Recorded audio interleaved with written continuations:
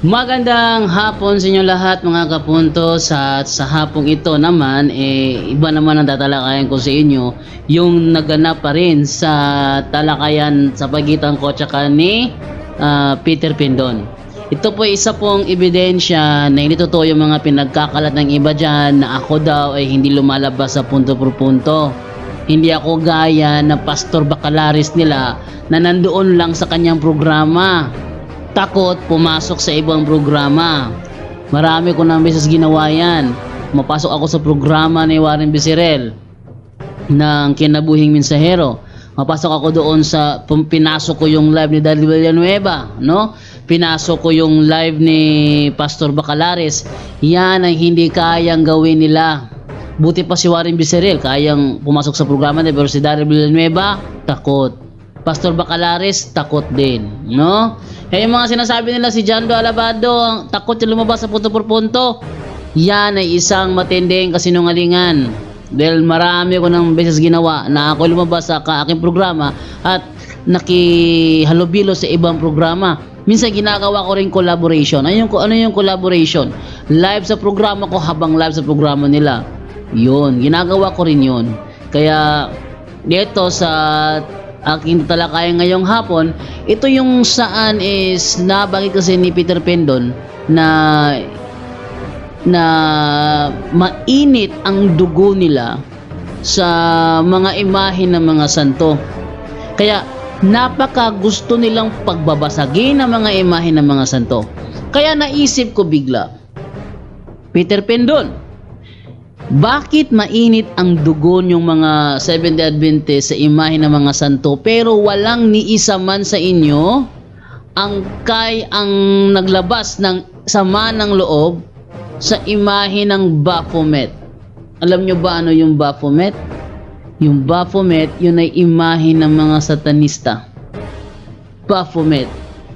Maging doon sa Amerika kung saan dinidisplay ang Baphomet in public, hindi ko nakita na merong Seventh-day Adventist na lumapit doon at ginawa ang pagbabasag na kadalasan ginagawa sa imahe ng mga santo. Hindi ko nakita ha? Naka-public yun no? Pero wala akong nakita na may Seventh-day Adventist evangelist, debater lumapit doon at hinampas ang imahe ng Baphomet. Bakit ko naitanong yan?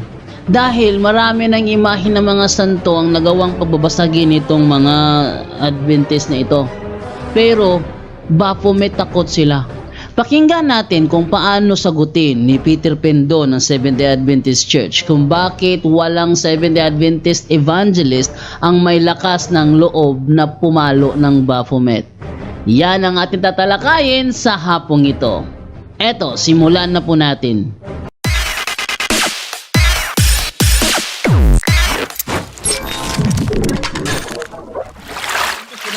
Nganong inyong giinitan og buak ang larawan sa mga santos pero ang larawan sa Baphomet ni usa ninyo wala may makahimo og buak. Lagi, mo rin akong tubagon. Nganong giinita na mo? Ang Baphomet ba? Ang Baphomet. Ang Baphomet. Ang Baphomet akong pasabot. Ay sa bro dando. Sige. Ay sa bro dando ha. Baphomet ha. Baphomet. Nganong ginita na mo bro dando. Dili nganong ang Baphomet di mo. Kanang inyong Di man na may pangutanan ako. mga santos nga gagmay na santos nga dagko. Retirado na sa Biblia nga wa gitugot sa Ginoo ang paghimo. Gamit mo og Mateo 18. O na naglagot niya na kay ano man gamit mo sa Biblia nga di ra bahaom sa inyong Dili na mo'y pangutana. Dili na mo'y pangutana. Dili na mo'y akong pangutana. Dili na mo akong pangutana.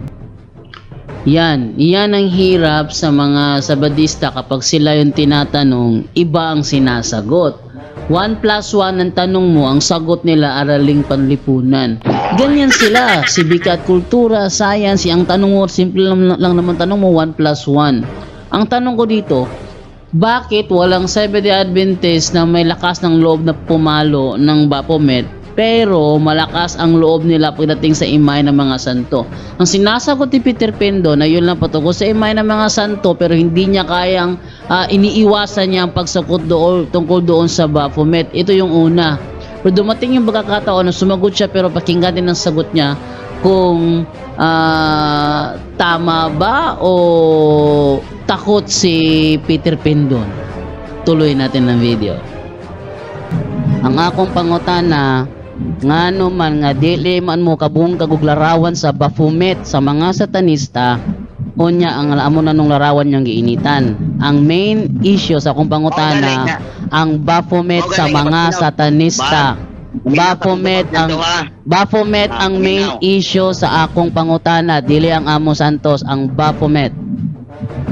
Amo gani. Duha man duha. Ang inyo og sa Sige, ang Baphomet. Ang Baphomet. Mga Diyos po din. Gitubag naman nimo among larawan, ang Baphomet kuno. Aminan. Sige, ang Baphomet, tubaga ang Baphomet. Ngano di mo kabuhong kag larawan sa Baphomet? 4 met, unsa 4 met? Baphomet. Ngano di mo kabuhong kag larawan sa Baphomet? Baphomet. Katumet, unsa na katumet? Pero ano ko kaputol-putol. Ato pagkita og larawan sa Baphomet be, wa siya laki larawan sa Baphomet. Yun lang ha. Yan, hindi kilala ni Peter Pendon kung ano yung imahe ng Baphomet. Kaya pinakita ko kung ano yung imahe ng Baphomet. Ngayong alam na ni Peter Pendon kung ano ang imahe ng Baphomet, pakinggan ninyo ang kanyang sagot. Narito. Ang tamang larawan sa Ito ng larawan ni Juan Bro sa Diyos-Diyos nila. Baphomet, B-A-P-H-O-M-E-T.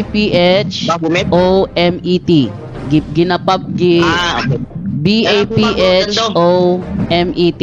Ngano man nga wala may bisag usa ka sabadista ang makaakog bungkag sa Baphomet sa mga satanista.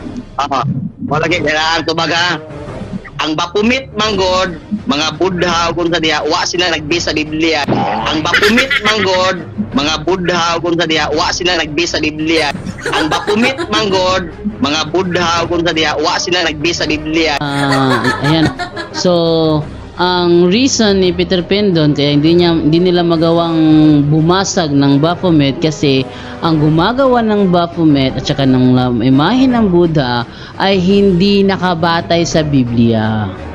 Yun ang kanyang sagot. So, okay lang, meron kayong Baphomet. Total, wala naman sa Biblia nakabatay. Ganun sila. Bakit? Sa Old Testament ba yung mga Diyos ang pinagbabasag ng mga propeta, yun bang mga may-ari no nakabatay sa Biblia? Di ba hindi? Kaya nga sila meron Diyos-Diyusan kasi hindi sila nakabatay sa Biblia. Ano? Pinabayaan ba yon? Hindi, pinagbabasag yun. Pinagbabasag yun. Basahin natin sa Biblia sa Ikalawang Hari 23:15. Ipinagiba rin niya ang dambana sa Bethel na ipinagawa ni Jeroboam na anak ni Nebat na nanguna sa Israel upang magkasala. Ipinadurog din niya ang mga bato at ipinasunog ang rebulto ni Asera.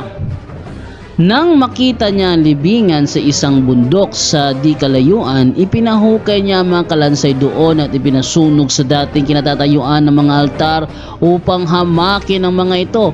Ang lahat ng ito'y ginawa ayon sa salita ni Yahweh na ipinahayag sa pamamagitan ng kanyang propeta. Ayan, maliwanag po sa naturang talata na yung mga imahe ng mga Diyos-Diyusan ay pinagiba ng Diyos sa kanya. Ngayon, ang may-ari ba ng mga Diyos-Diyusan na yun nakabatay ba sa Biblia o hindi?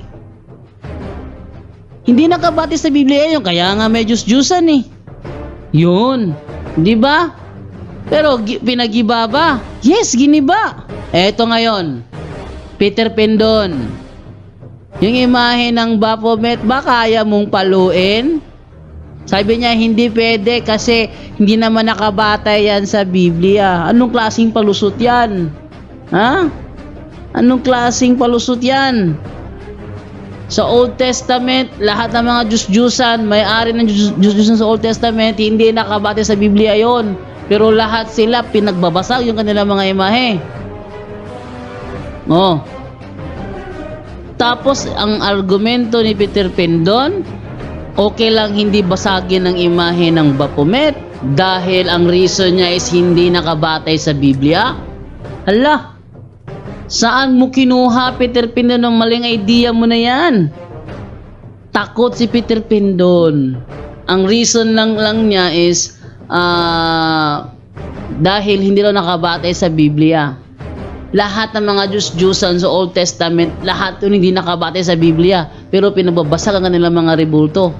Tapos Baphomet, takot si Peter Pendon. Dito nyo makikita ang kahipokrituhan ng isang tao. No? Nagbabasag ng imahe dahil utos daw ng Diyos magbasag ng imahe ng mga Diyos-Diyusan. Ngayon, bakit yung Baphomet? Takot kayo. Malakas lang ang loob nila na pumalo ng imahe ng mga santo dahil ang Katoliko manunood lang. Eto hamon ko, ano? Try nyo kaya magbasag ng imahe ng santo sa harapan ng Katolikong namamalo ng bat sa ulo. yung parang ganito ba? Halimbawa, sample ko lang to. Halimbawa, bat ito, bat. Tapos, sabihin niya, punta ako dyan, magipagbasagan ako ng rebulto. Sige, punta ka.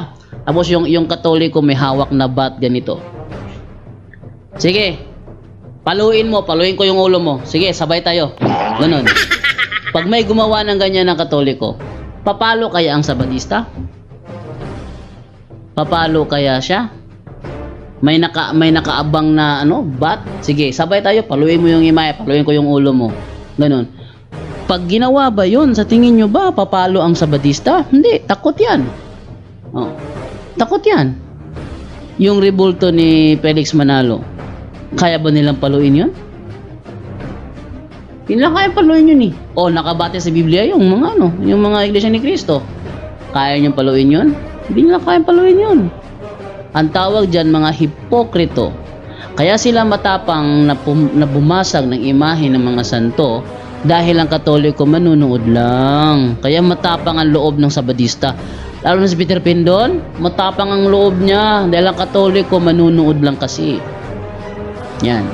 Pero pag naka-encounter sila ng Katolikong sasabihin sa kanila, sige, basagin ko yung ulo mo, sabay tayo. Pag naka-encounter sila ng ganyan, walang sino man sa kanila mong lalakas loob na pumalo. Yung talagang kursunada na pumalo ng ulo. Yung hindi lang hanggang kwento ba, talagang may record na handang pumalo. Sige, basagin ng ulo mo. Sige, sabay tayo. Sige, ready? 1, 2, tingnan natin kung papalo ba ang Sabadista. No, tingnan natin, sample lang natin kung papalo ba ang Sabadista. Tiyak hindi. Dahil alam nila, kaya sila malakas ang loob ng pumalo ng imahe ng mga santo kasi ang Katoliko manunood lang. Yun talaga ang reason behind. Malakas ang loob nila. Andyan benta, mga Buddha. Try nyo, pumalo ng Buddha sa harapan ng inchik na deboto. Hindi kayo makakatikim ng kungko. Sipa sa mukha nyo, aabutin nyo. Bakit? Dahil alam nila na yung mga ganun tao, handa silang patulan. Pero ang Katoliko kasi, manunood lang. Kaya malakas ang loob nila, magipaggamunan pa. Sige, magkita tayo. Lagay mo yung imahe ni Ellen Goldwhite, lagay ko tong imahe ninyo ni Mama Mary, paluan tayo ng ulo. Kung ako pa yung hinamo ng ganun, sige, handa ako ng bat. Paluin mo imahe ni Mama Mary, paluin ko yung ulo mo, sabay tayo. Ganun. Papalo kaya ang Sabadista doon? Hindi sila papalo. Dahil yung talagang ganun eh. Wala ka naman palang respeto. Ayaw pakita ng respeto sa pananampalataya ng ibang tao. Di wala na lang respetuhan na lang. Ganun. Pakita ng ganun. Papalo kaya ang Sabadista? Hindi. Hindi sila papalo. Dahil alam nila, basag din ang bungo nila kapag nagkataon man na naka-encounter sila ng ganun. Diba? So, yung eto katatawanan to kay Peter Pendon eh. Katawanan ko to kay Peter Pendon eh. Ha? Okay lang daw na magkaroon ng imahe ng Baphomet. Total, di naman nakabate sa Biblia yan eh. Yun ang kanyang argumento. Tuloy natin ng video. Ay, dili. Bro. Pagino, go. Ano naging sa pausapaw? Dili. Kaya Ang, ako humano na sa ato pa, o yun sa inyo ha. Ang Baphomet, ang Larawan Santos may dili. ay kung sumpay Ani, ani, na na Director's time, Director's time. Director's time ta. Ang saan naman Director's taon time. Ani na lang, ano ani na lang, ani. Okay, tagahubag, Tangan na to og kuan. Sige. 1 minute ang tubag or okay para tinaw kay dili man ni debate. Nangutan na Hmm. to dyan. Dubutangan lang natong minuto ang tubag. Okay. Mira. Tagay ko bro kami minuto na bro kay ako isa-isa bro. Sige, sige ha. Pag-focus lang dyan sa kong question yun, bro. Wala. Wala tay limbong. 2 minutes na kaso nabali lang, nabali kay kuan man ni. Tubangan ang kamera. Ah. 2 minutes ang tubag. Nya sa papangutanon na to. Bro, Pangutanon bro, taas kayo 2 minutes, bro. Laro na ako. Bro, Ano wala ano? taas kayo 2 minutes, 1 minute ra. Taas kayo 2 minutes, 1 minute ra nga tubag. Aron punto por punto. Ani. 1 minute and 30 seconds na lang, bro. Ayaw. Okay ra. Ayaw, dagang kay oras mausay ka ng 1 minute 30 seconds. 1 minute ra para ang pangutan na madirect og tubag, wala liko-liko ba? Yan. Tingnan nyo ang pandarayang ginagawa ng mga sabadista sa kanilang programa. Ang tanong ko, punto por punto. Hindi nga aabot ng 20 segundo eh. Tapos ang sagot niya gusto 2 minutes. Haba nun. Ha? 1 plus 1 lang, 2 lang ang sagot. Sagutin mo ng 2 minutes. Haba ng sagot niya. Ang dami patutsadang i-insert ni Peter Pan doon. Ha? Tapos sabi ko, ay naku, masyadong mahaba ang 2 minutes. Gawin mo na lang 1 minute. Aba, humingi pa ng palugit ang moderator na isa ring bias. 1 minute and 30 seconds. Hindi pwede yun. Hindi pwede yung ganon. Mahaba na nga yung 1 minute eh. Ha? Based sa categorical question, should be answered in 20 seconds. 20 to 30 seconds. Di na pwede pa abutin pa ng ng 1 minute, pero sabi ko lang sa kanya 1 minute. Aba, humingi pa ng palugit 1 minute 30 seconds. Matindi rin yung programa nila, ano? Yung ating tanong very simple. Tapos ang sagot, ang daming isisiksik doon. Kung pumayag ako doon, mag-taste ka. Sumangayon ka, 2 minutes sa sagot eh. Ngayon, kung anong sasabihin ko dito, makinig ka na lang. Problema mo na yan kung nagdaramdam ka. Ano ba namang klaseng programa yan, Moises Tunyakaw? Yan na, programa yan ni Moises Tunyakaw, yung Fight for Faith. Programa yan ng Fight for Faith kay Mrs. Tunyakaw. Ano ba naman yan? Ayusin mo. Kung gusto mo kung gusto mo mag-moderate sa ganyan talakayan, dapat mas maganda 20 seconds lang para yung sagot punto por punto. Tanong punto por punto, sagot punto por punto, para diretso. Ang daming sinisingit ni ni Peter Pinto na ng mga patutsada eh. Kaya na ba, tingnan niyo yung mga rebutan yung mukha ng burikat. Ano ba sa Tagalog yung burikat? Mukha na daw prostitute yung mga rebulto natin. Tamo? Ano-ano mga pinag-i-insert niya ng mga salita, hindi naman tinatanong sa kanya. Ini-insert niya dahil mahaba ang oras niyang sumagot. Uubusin niya yung 2 minutes sa patutsadahan. Sinabi ko, wag yung 2 minutes, 1 minute na lang. Mahaba na nga yung 1 minute eh. Tapos yung moderator humihingi pa na palugit, 1 minute and 30 seconds. Ano ba naman yung moderator na yan? Ha? Programa nyo yan. Dapat marunong kayo mag-accommodate ng bisita ninyo. Programa nyo yan. Sa amin, hindi naman ako gaya ng mga gaya ni, halimbawa, ni Mark Umbaw. Ang nangyari kay Mark Umbaw, no? Hindi mo gaya ni Mark Umbaw na iba ang tanong, iba rin ang sagot. Kung ganun, kailangan istriktuhin para 1 plus 1 equals 2. Hindi yung 1 plus 1 equals araling panlipunan, sibika at cultural science and English. Hindi ganun. Ha? Kung sinabi 1 plus 1 equals 2, dapat ganun. Ito si Moises Tunyakaw sa kanyang programang Fight for Faith. Napakarumi. No? Napakarumi. Sa ating programa punto por punto, istrikto lang tayo kapag ang ating tinatanong ay 1 plus 1 equals araling panlipunan. Doon lang umaandar ang ating kaistriktuhan. At mamayang gabi pala, may talakayan pala sa pagitan ko at saka ni Giselle, ni Kisel, no? Yasha Kisel. O, tuloy natin ano yung mga ginawa nila Peter Pindon at kung paano nila sagutin yon. Ito, tuloy natin yung video. Kay di man kamo manghilabot sa mga Baphomet sa satanista, sa ato pa, o yun day ka sa ilang paggamit sa Baphomet. Tubag na ko? Okay, ani ang tubag. Kung naminaw pala ka sa kung tubag gani, hadit na nimo na ipangutana. Wa ko ni uyon anang ilahang mga Diyos. Kayo, ano man, wa pa na sa Biblia nanukad ang ilaha. Okay. Tabla ra man sa inyo ha. Galing kay, kanong wa ko nang hilabot ang ilaha, tungod tiwala sila ni gamit sa Biblia. Tungod tiwala sila ni gamit sa Biblia. Tungod tiwala sila ni gamit sa Biblia. Yun. Yun ang sagot ni Peter Pindon na hindi niya pinapakialaman sila kasi hindi sila gumagamit ng Biblia. Eh yung mga sinauna, yung mga sa Old Testament, mga may-ari ng mga Diyos-Diyos ang pinagbabasag ng mga propeta, hindi naman gumagamit ng Biblia yun eh. Pero bakit pinagbabasag? Kasi utos ng Panginoon sa kanila, basagin nyo ang mga Diyos-Diyusan. No? Kaya ginawa nila.